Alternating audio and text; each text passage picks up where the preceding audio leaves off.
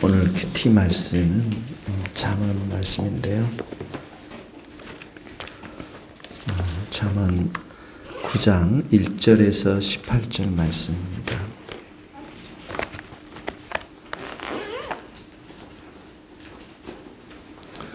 잠언 9장 1절에서 18절. 네, 집사님 다녀오세요. 네.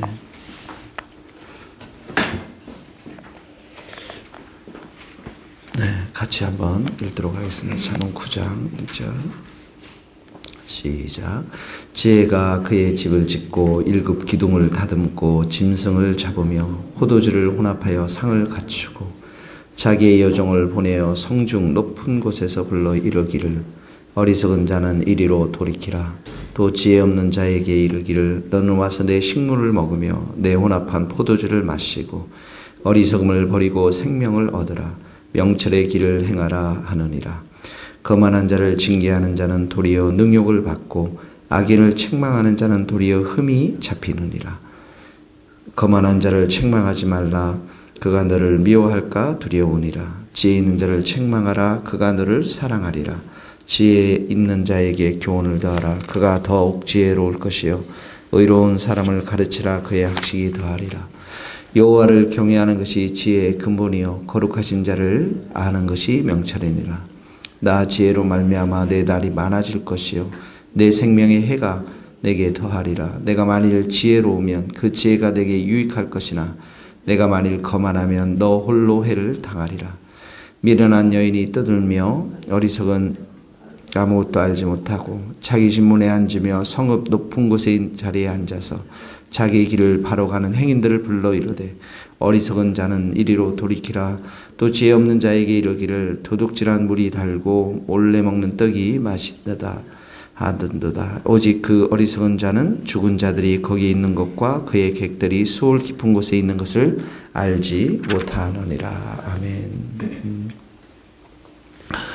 1절에서 6절 말씀, 1절에서 6절 말씀은 이제 지혜의 초청에 응답하라 이렇게 문단을 좀 나눌 수가 있고요. 그 다음에 13절에서 18절 말씀은 이 어리석은 미련한 여인의 초청 이렇게 볼 수가 있는데요. 1절에 보세요. 지혜가 집을 지었어요. 그리고 일곱 기둥을 다듬고, 일곱이라는 것은 성경의 완전한 숫자거든요. 그러니까 온전하고 완전한 가정을, 집을 이렇게 지혜는 짓고, 2절을 보세요. 짐승 잡았죠. 포도주 나오죠. 상을 갖추고 잔치상을 베풀었다라는 거예요. 포도주는 기쁨을 상징하는 거거든요. 또 짐승이니까 소고기, 고기를 상징하는 거고요.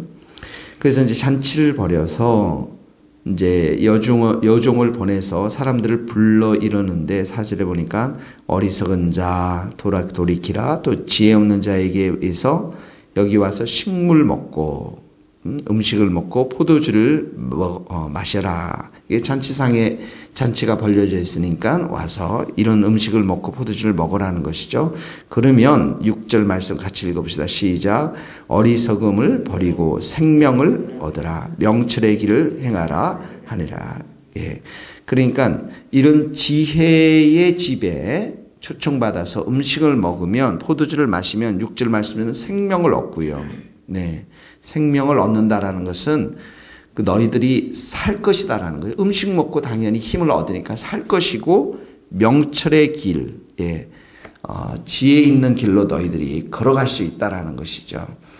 이 말씀은 1절에서 6절의 말씀은 하나님께서 우리를 부르시는 초청의 말씀입니다.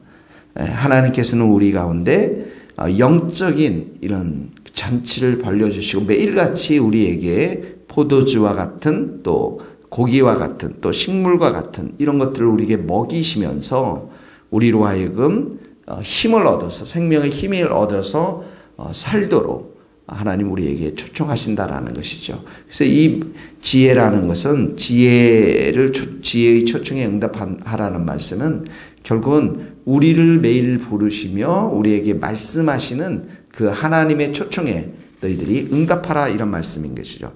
근데 13절은 보세요.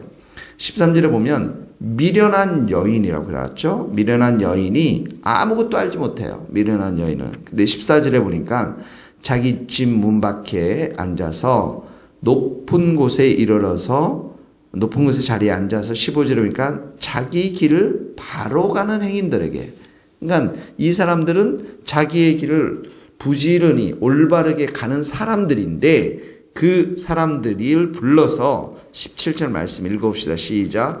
도둑질한 물이 달고 몰래 먹는 떡이 맛이 있다. 이 말은 그 당시 창녀들이 쓰는 단어인 것입니다. 말인 것이죠.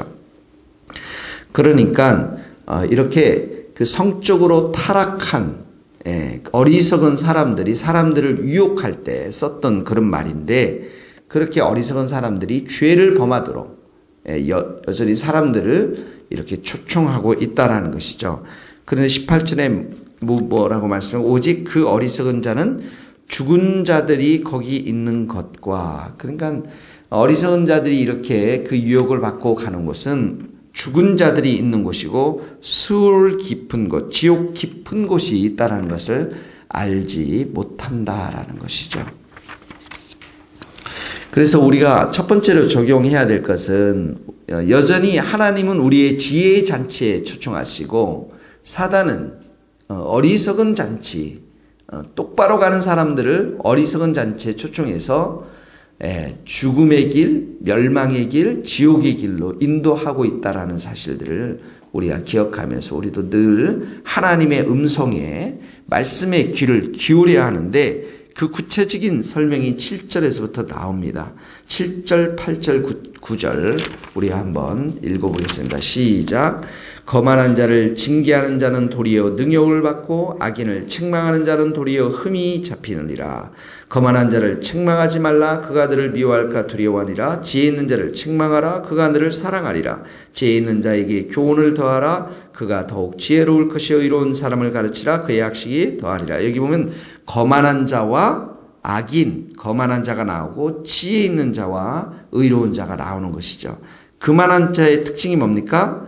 징계, 책망을 받지 않는다라는 것입니다. 사람 누구든지 자기 자신에 대해서 흠을 얘기하고 책망을 얘기할 때 힘듭니다. 어렵습니다. 특히 거만한 자들, 특히 교만한 자들, 특히 냉소적인 사람들은 이렇게 징계하면은 능욕을 받고, 능욕을 그러니까 부끄러움을 오히려 당한다라는 거예요. 거꾸로. 그 다음에 책망, 악인을 책망하는 자는 흠이 잡히니까 이 비난을 도리어 받는다라는 것이죠. 그러니까 거만한 자는 책망하지 말라. 그냥 내버려 두라는 거예요. 간섭하지 말라는 것이죠. 그 교만 때문에 자기 자신을 말씀 앞에서 정확히 보지 못하는데, 근데 보세요. 지혜 있는 자는 책망하면은 왜 책망하겠습니까? 잘못된 것이 있으니까, 부족한 것이 있으니까. 그런 자들은 어떻게 하냐면 지혜 있는 사람은 너를 사랑할 것이다. 지혜 있는 자에게 말씀으로 책망하라. 그 말씀 앞에가 하나님 말씀으로 책망하고, 또 9절에 지혜 있는 자에게 하나님의 말씀으로 교훈하라.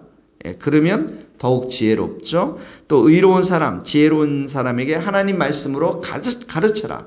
그러면 더 많이 이 사람은 배우게 될 것이다 라는 것입니다. 그래서 10절 말씀 다 같이 읽읍시다. 여호와를 경외하는 것이 지혜의 근본이요 거룩한 자신자를 아는 것이 명철이니라. 그러니까 여호와를 경외하는 것, 경외한다라는 것은 하나님을 두려워하고, 하나님을 두려워하기 때문에 하나님의 말씀 앞에 순종하고 하나님을 기쁘시게 하는 삶을 사는 것이죠. 악을 버리고 죄의 길을 버리는 것을 말하는 것이죠. 이런 경외하는 삶이 지혜의 시작이라는 게, 여기 근본이라는 것이 시작이라는 것이야. 하나님을 경외하는 것이 지혜의 시작이요 거룩하신 자와를 아는 것, 그 관계를 맺고 그분의 지혜를 배워나가는 것, 그분의 교훈과 책망들을 받아들이는 것, 이것이 바로 명철이라는 것이죠. 이런 사람들에게 11절에 보세요. 내 날이 많아질 것이고 생명의 해가 내게 더하리라. 장수하겠다는 말이죠. 그리고 12절에 보니까 그 죄가 내게 유익할 것이다. 그러나 그만하면 내가 해를 당하리라. 오늘 우리 적용의 말씀 여호와를 경외하는 것이 지혜의 시작이다라는 것들.